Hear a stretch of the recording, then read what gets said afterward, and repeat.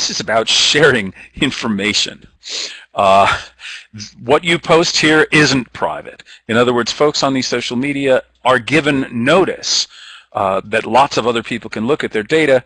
So an IRB looking at this might well think that this is public information, not private. Now, you do have to be careful.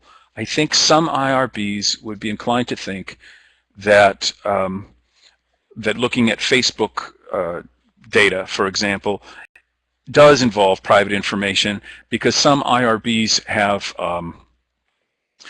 a rule of thumb that if something is password protected, it's private. But of course, the password protection for Facebook or for Twitter is there so that people can't post things to your account. It doesn't guarantee by any means the privacy of the data. So my own view is that if you're looking at publicly available social media data, you're not engaged in human subjects research because you're not interacting with the person and you're not gathering private information about them. Even if you are gathering private information, what you're doing might not count as research. The federal regulations define research as designed to contribute to generalizable knowledge. So if you're creating a one-off case study that's not designed to be generalizable or to teach general lessons, that's not human subjects research. More importantly, I think for this audience, if you're using social media as to support a public health intervention, you're trying to facilitate clinical follow-up, getting people to report on their habits, and you're aiming at treatment or prevention rather than downstream publication, what you're doing might not be research and also therefore might not need IRB approval. In general, it isn't research, it isn't designed to contribute to generalizable knowledge unless it's a major goal of your activity to learn something for the benefit of people other than the particular subjects you're studying.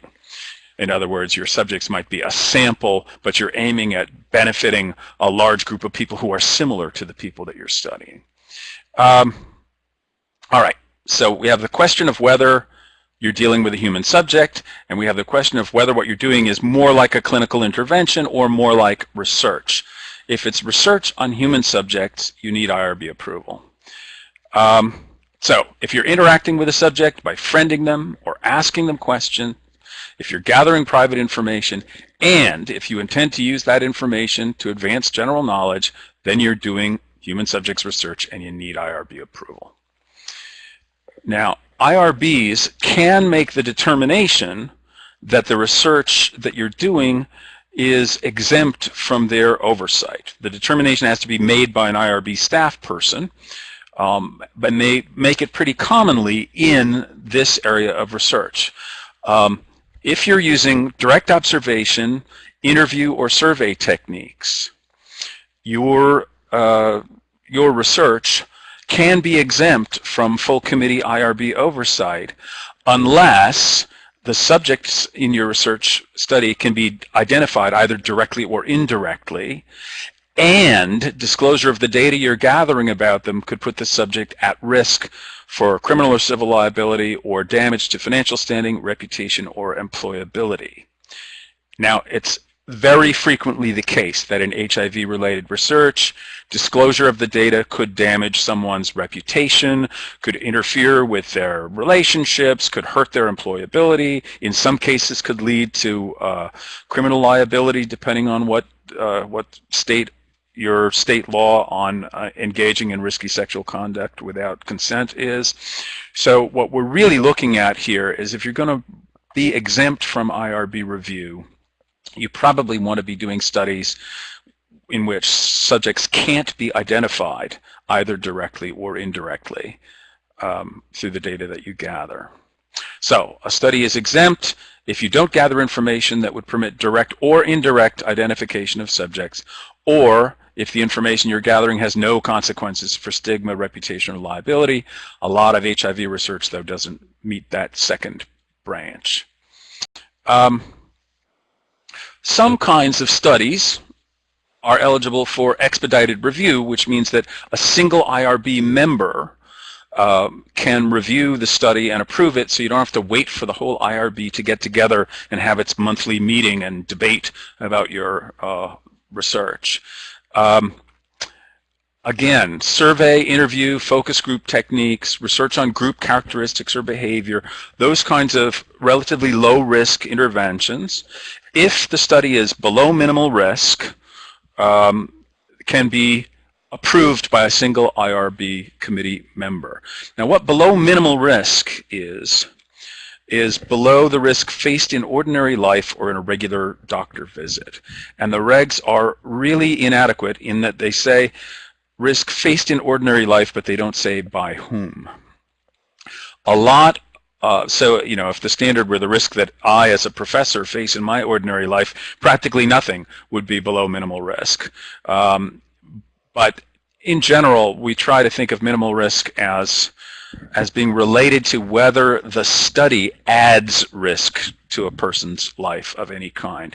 And again, I've said before, but I'll stress that most HIV-related studies add a risk of stigmatization or danger to relationships and are therefore above the minimal risk level, unless it's absolutely plain that the people you're studying can't be identified. If you're doing completely anonymous research, then you're not putting people at any risk.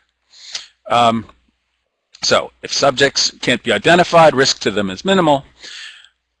But how much data makes someone identifiable? A few years ago, there was a study of social network use at Harvard, and although the researchers thought that they had anonymized the data, and they said they were talking about a New England university, private university, and they didn't name it.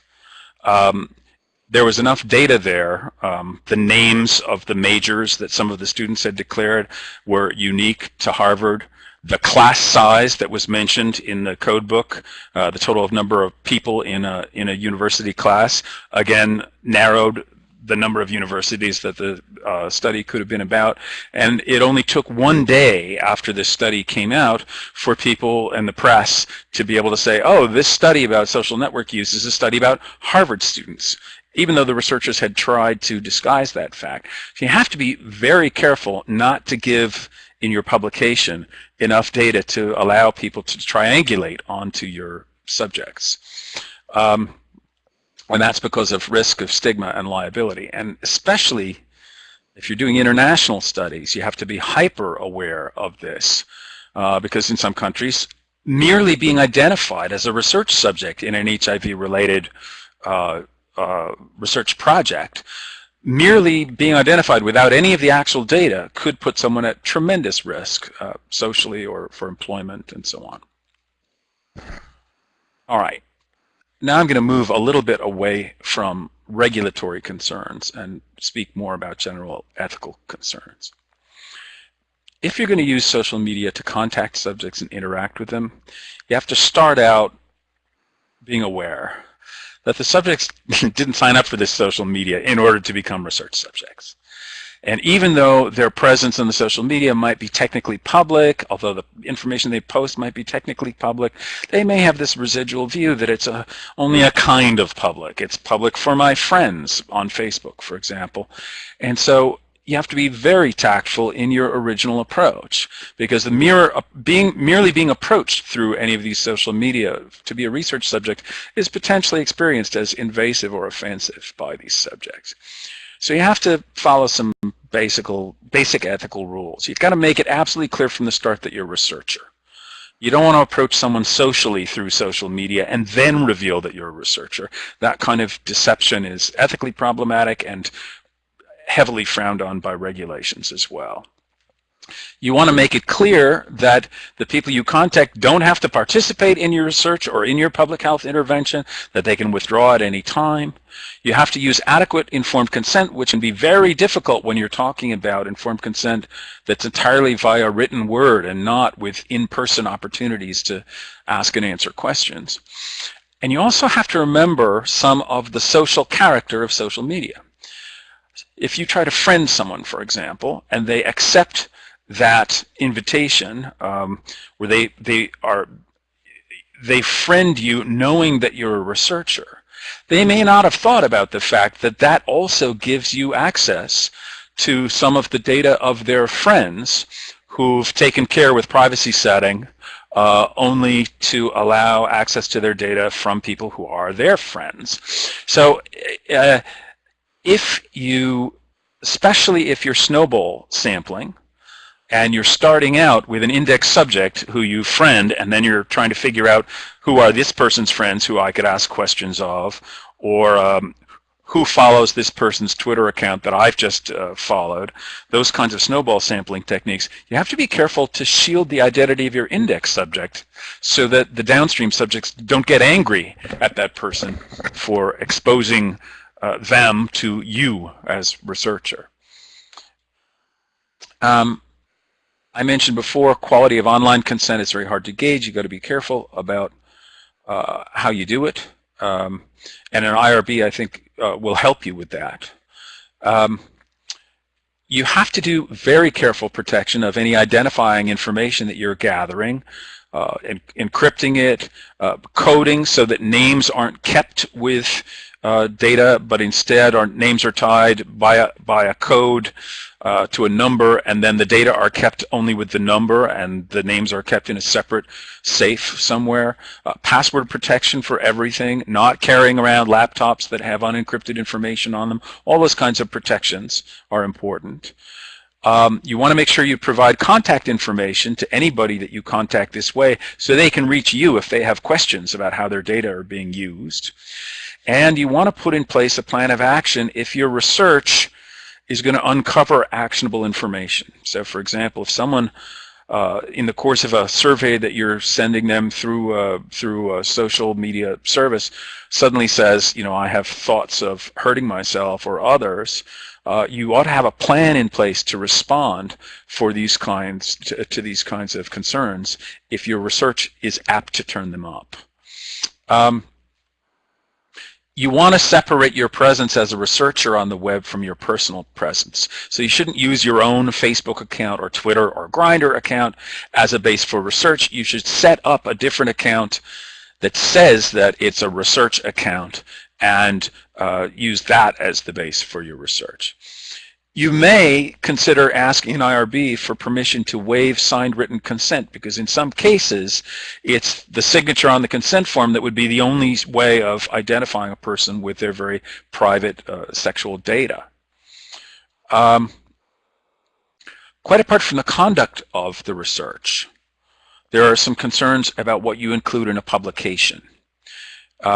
You should take care to avoid possible re-identification of subjects. You don't want to have enough information so that someone could triangulate in on particular subjects based on what you've published.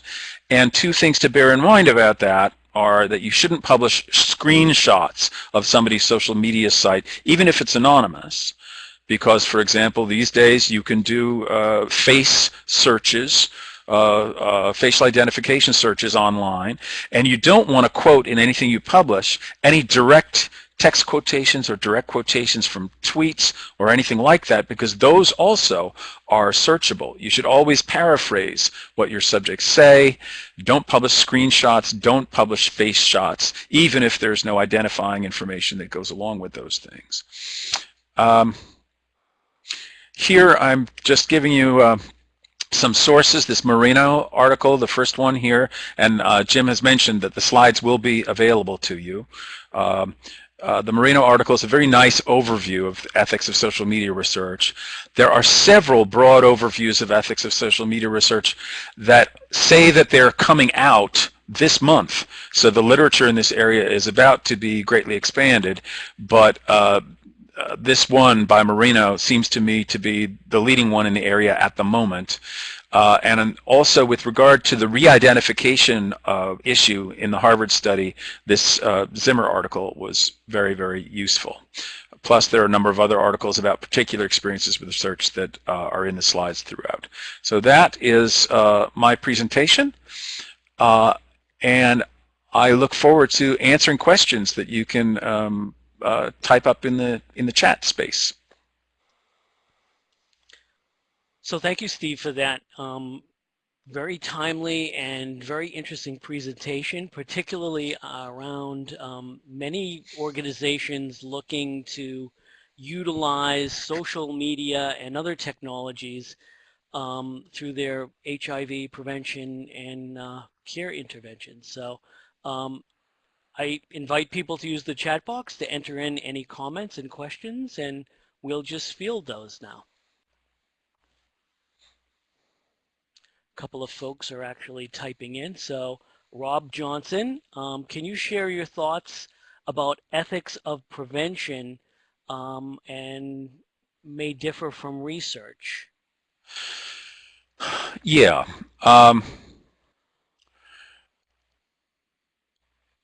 When you're the very beginning parts of ethics of prevention use of social media are going to be very similar to the ethics in research. That is to say, the considerations and the kind of tact you use when you're first approaching someone.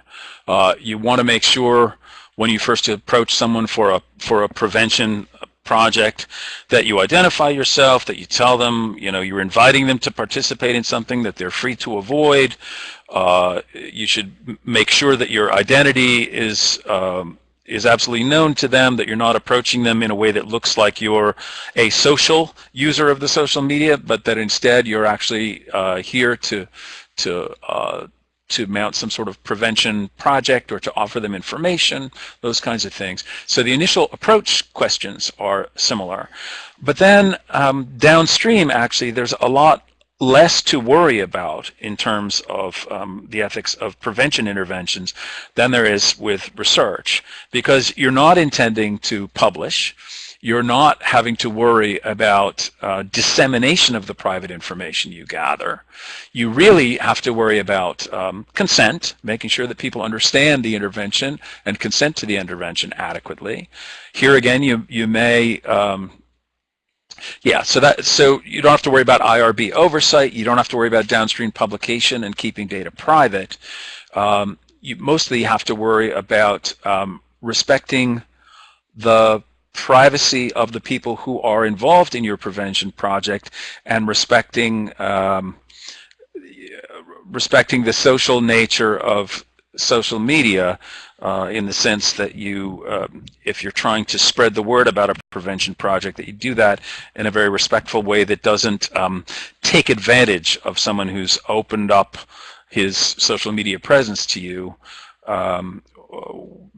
It's mostly, it's mostly a matter of just care in the initial approach and making sure that you don't make any uses of people's social media that are surprising to them or that would interfere with their intended use of the social media platform. It's actually very heartening, though, the study I mentioned about young men who have sex with men who use Grindr, 70% of them were open to using apps and social media as part of a prevention program, and that's actually really really promising. That's a really good result. So Courtney has I'm looking at Courtney's. Yeah. There you go. What are the ethical considerations around using information from non-social network websites to geolocate individuals and target them for interventions? I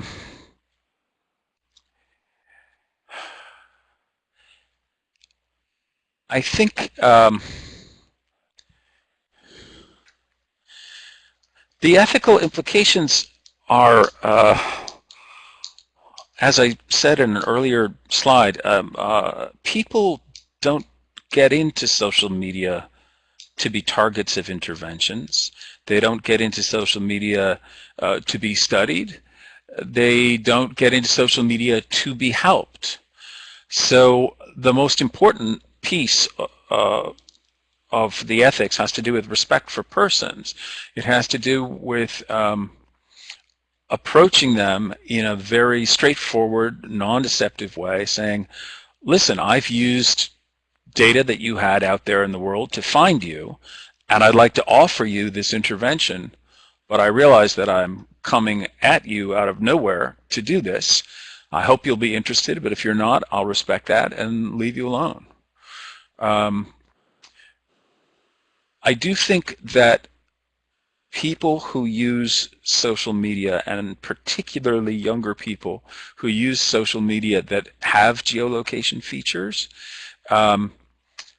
don't have the same sense of privacy that that many older folks have. They don't have the same degree of offense if someone locates them via social media, because part of the point of many social media is to allow yourself to be located, you know, by your friends at all times or by strangers for particular purposes and so on.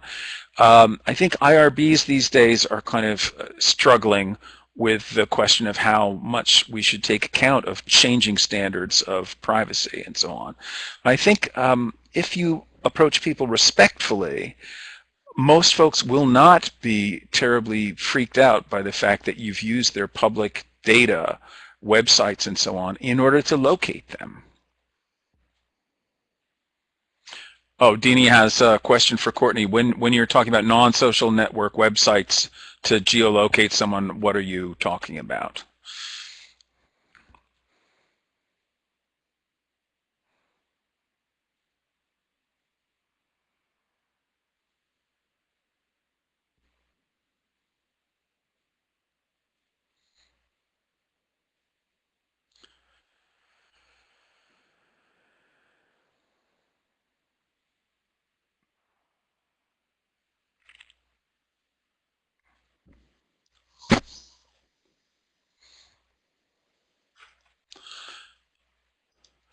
I mean, it certainly is true that there are very many websites that you can use to locate someone in general. In other words, discern what town they're in.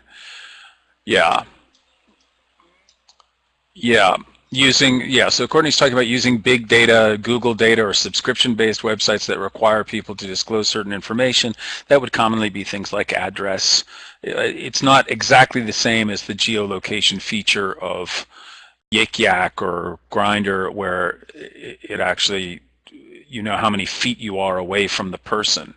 But you can use, I think people are no longer surprised by the fact that they can be located and identified and their preferences discerned via big data, advertising data, all that kind of stuff. So everything, the ethics of interventions really is about honest approach and honestly offering people an opportunity and making clear to them that they're free to turn it down.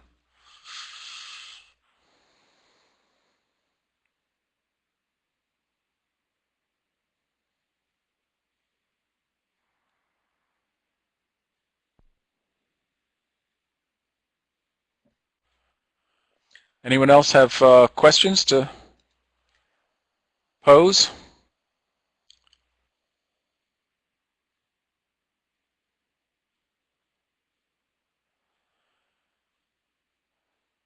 Including if there's anything you'd like to hear clarified, because I can't imagine that my rush through those dense slides was completely transparent to everyone. So if there's something you'd like to go back and revisit, I'm happy to do it.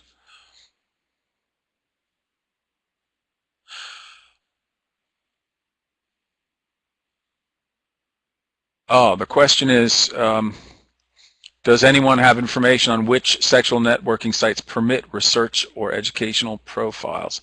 I'm not sure what you mean by educational profiles. I'm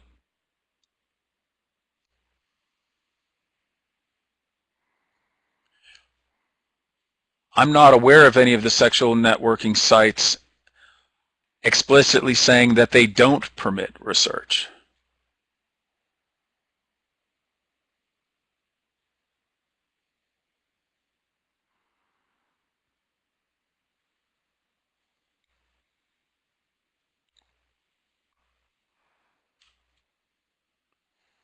Do you happen to know which sites have prohibited contact?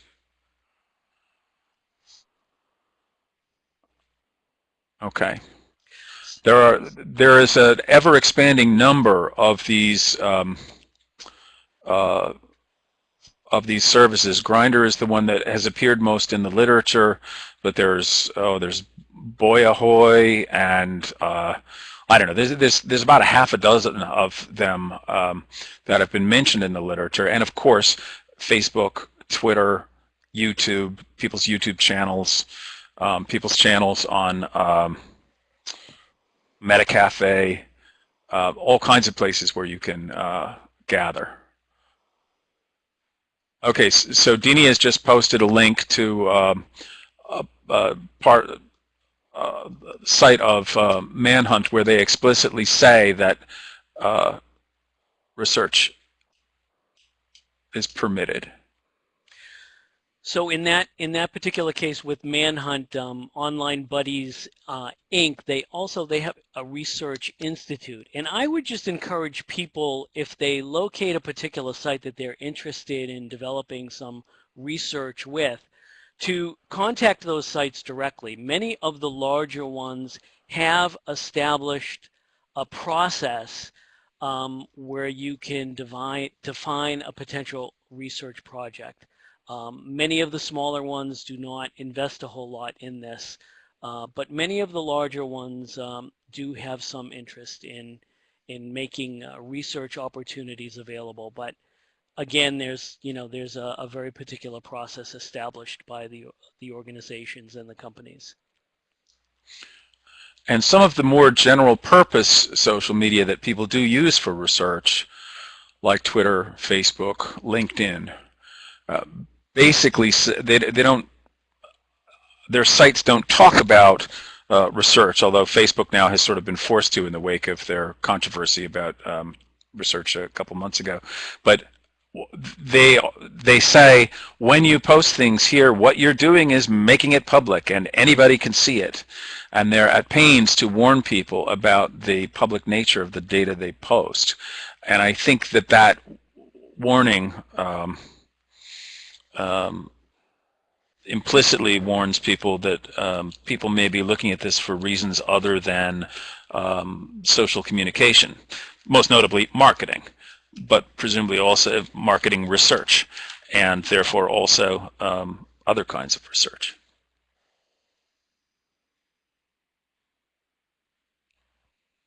Oh, Deanie's posted another link about Manhunt Research Institute.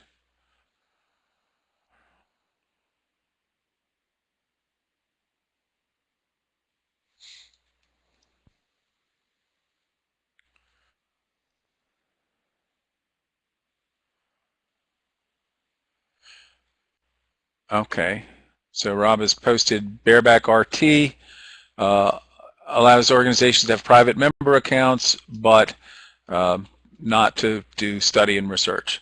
And then I wonder if they would permit interventions as opposed to research through their site. If they would permit the, I don't know how that particular site works, but whether they'd permit posting about safer sex habits or other kinds of possible interventions.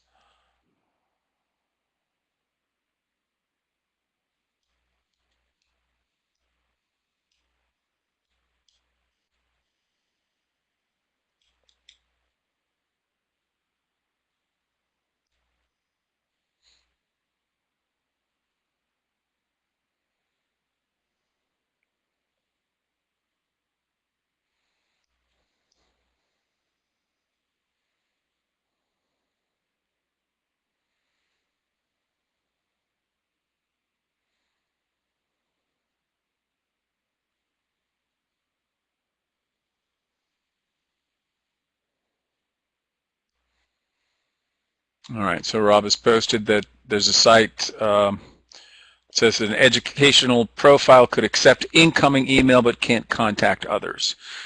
So I suppose the main lesson to be learned here is to look closely at the information that's available on the sites, or if the sites don't have information, to call the site managers and find out whether your proposed intervention or your proposed research is okay with them, and work with them to plan it.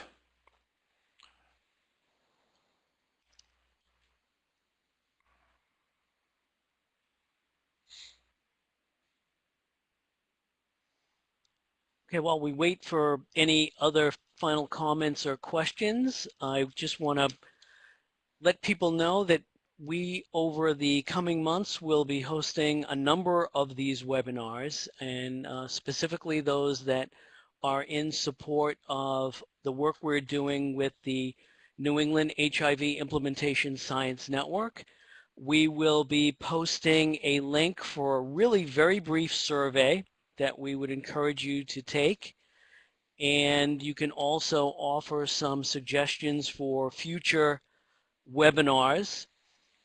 I noticed that there are some new folks that have signed on to this webinar, and if you'd like to get on the list serve for our network, please just enter in your email address to the chat box, and we will copy it and reach out to you to see if you want to be directly connected to the list serve of the New England HIV Implementation Science Network.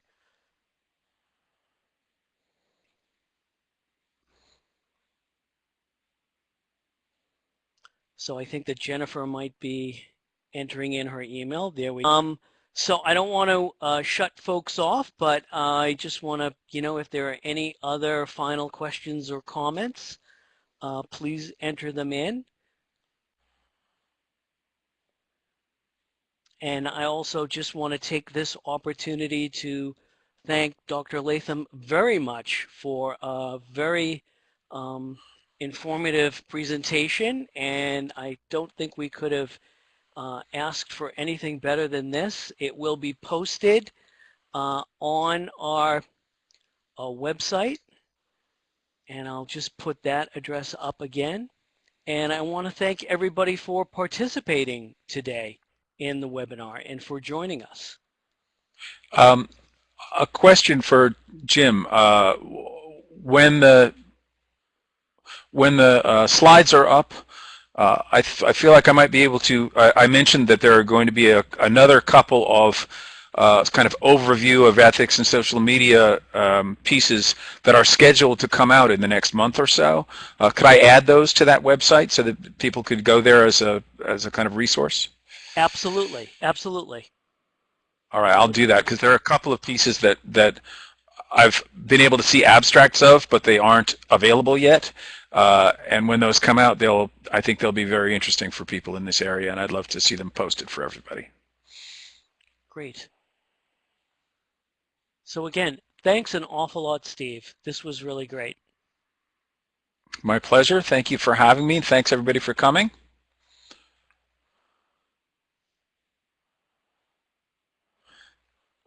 Okay.